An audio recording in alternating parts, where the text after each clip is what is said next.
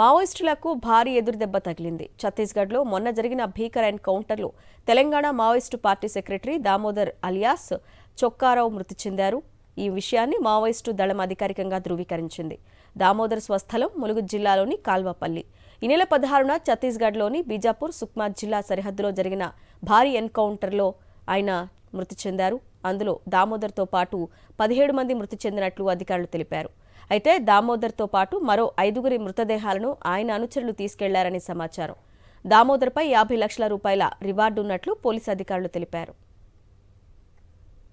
మావోయిస్టులకు భారీ ఎదురుదెబ్బ తగిలింది. ఛత్తీస్గఢ్లో మొన్న జరిగిన భీకర ఎన్కౌంటర్లో Telangana Maoist party secretary Damodar alias Chokka Rao మృతి చెందారు. ఈ విషయాన్ని మావోయిస్టు దళం అధికారికంగా ధృవీకరించింది. దామోదర్ స్వస్థలం ములుగు జిల్లాలోని కాల్వపల్లి.